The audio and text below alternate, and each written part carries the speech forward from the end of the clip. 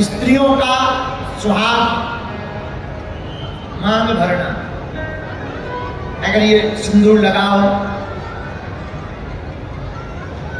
तो स्त्रियों का सुहाग पूर्ण होता है। एक संत हमको कहते थे, बहुत अच्छी बात है, बोले देखो पंडित जी, कोई राजा कितना भी बड़ा आदमी हो और संतान ना हो, वैभव किसी काम का नहीं।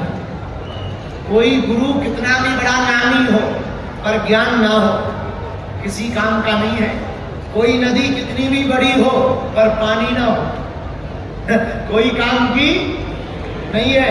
आरती कितनी भी अच्छी हो पर शंख ना हो, कोई मतलब नहीं। बिच्छू कितना भी बड़ा हो पर डंक ना हो, बिच्छू कितना भी बड़ा हो पर डंक ना हो, कोई मतलब का नहीं है। भैया जीवन कितना भी अच्छा हो पर उमंग ना हो, तो जीवन भी किसी काम का नहीं है। ब्राह्मण के पास सब कुछ था परंतु संतान नहीं थी, रोने लगा। एक दिन ब्राह्मण वन में गया मरने के लिए, आत्महत्या करेंगे। उसी समय एक महात्मा निकले, क्यों रो रहे हो? महात्मा को लगा भगवान के लिए रो रहे हैं, वन का काम जंगल का काम, महात्मा भगवान के लिए रो रहे हैं। ब्राह्मण जो, पंडित जी क्यों रो रहे हो? कौन? महाराज हमारा नाम आत्मदेव शर्मा नाम है, हमारे कोई संतान नहीं है।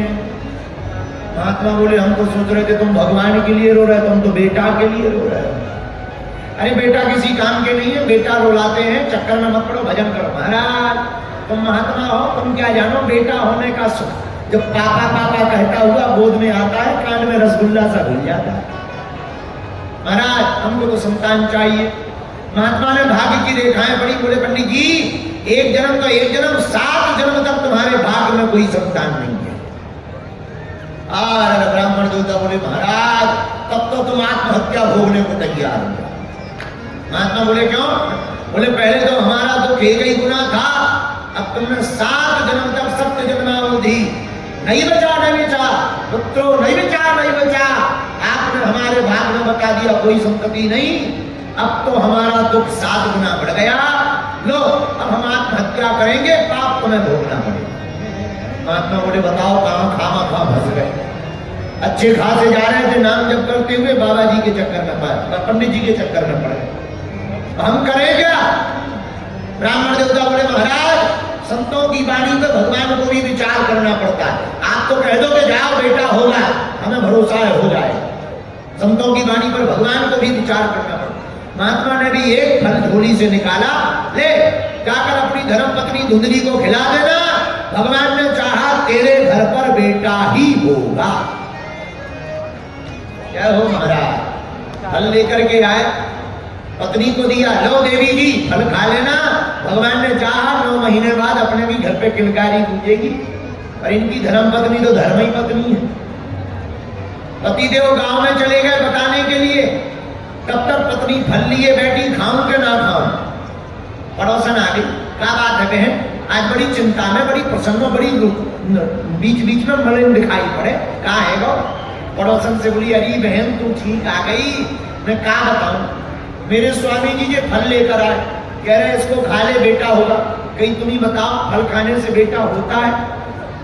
तो पड़ोसन ने कहा क्या दिक्कत है, महात्माओं का प्रसाद है, पा लो, भगवान शायद कृपा कर दे।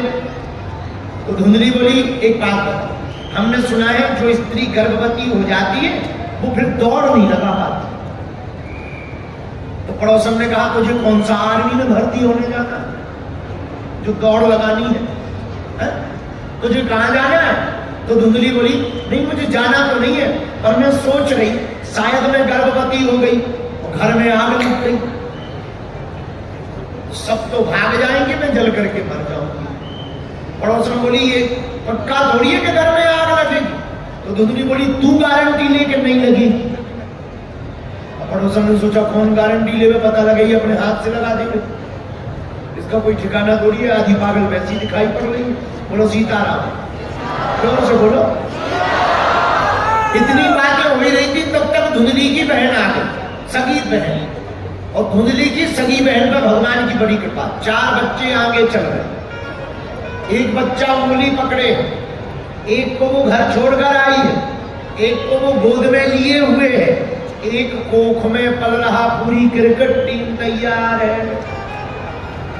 जैसे ही घर आई, अरे बहन आजा आजा, तू बढ़िया आ गई, मैं तेरो ही इंतजार कर रही थी, धुंधली ने स्वागत करो। क्या बात है बहन, आज तुम प्रसन्नता दिखाई दे रही। धुंधली ने कहा बहन क्या बताऊं, मेरे पति देव ये फल लेकर आए, कह रहे थे फल खा ले बेटा होगा। और धुंधली की बहन तो चाहती थी कि इसके कोई संतान ना हो ताकि एक दो हमारी एडजस्ट हो जाए। अरे बहन ये बाबाओं के चक्कर में मत पड़ो, जो बाबा महात्मा है, ना जानो कौन सा मंत्र फूंक के दे दे तू पागल हो जाए। तो क्या करूं, पतिदेव पूछेंगे खा लिया कि नहीं खाया, तो क्या, अरे ज्यादा है, फल को देखने है असली है कि नकली। ये जो गाय बंधी ना, कई वर्षों से इसने कोई संतान नहीं दी, इसको ही ये फल खिला दे।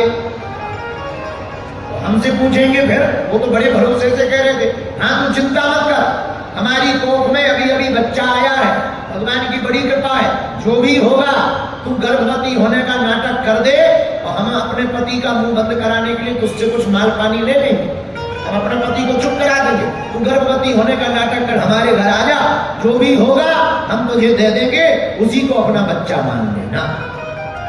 धुंधली ने कहा ये बढ़िया, कुछ करना ना धरना मगर नहीं, ये बहुत बढ़िया।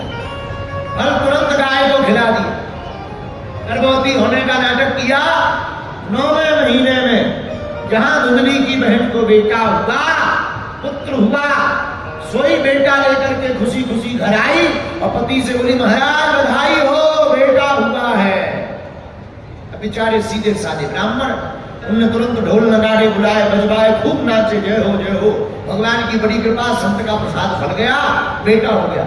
लेकिन जो गाय को फल खिलाया था वो फल काम कर गया, गाय को भी बेटा हुआ, पर वो बछड़ा या बछड़ी नहीं, मनुष्यों जैसा बेटा हुआ, बस कान गऊ जैसे हुए। अब तो तमाशा लग गया, संत का फल प्रसाद है, व्यर्थ तो जाएगा नहीं। भीड़ लग गई देखने के लिए कि बताओ, पहले तो पंडित जी के पास एक भी बेटा नहीं था, अब तो गाय के भी बेटा होने लगा। तमाशा देखने वाले आ गए, ब्राह्मण देवता नाम रखने लगे। तो पत्नी ने कहा कि क्या कर रहे हो महाराज? ब्राह्मण देवता ने कहा दोनों बच्चों के नाम रख रहे हैं। जो गाय के बेटा हुआ था उसके कान गऊ जैसे थे, इसलिए ब्राह्मण देवता ने उसका नाम रखा गौकर्ण, और अपने बेटे का नाम रख ही रहे थे तब तक पत्नी जी बोली महाराज 9 महीना कोख में कष्ट हमने झेला है, इसलिए नाम रखने का अधिकार भी हमको दीजिए। पंडित जी बोले तुम रख लो। धुंधली देवी बोली महाराज हमारा नाम धुंधली, हमारे बेटे का नाम धुंधकारी होगा। पंडित जी बोले जय हो। और भागवत में वर्णन आया गौकर्ण पंडितो ज्ञानी धुंधकारी खला धुंधकारी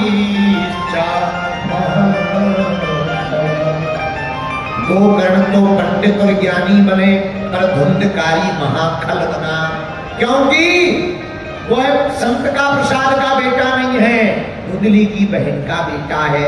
संत के प्रसाद का दिया हुआ फल का दिया हुआ बेटा तो गौकर्ण पंडितो ज्ञानी, वह बड़ा ही ज्ञानी बना, पंडित बना। ज्ञानी कौन? जिससे ये ज्ञान हो जाए भगवान कोई थे, भगवान कोई है और भगवान ही कोई रहेंगे।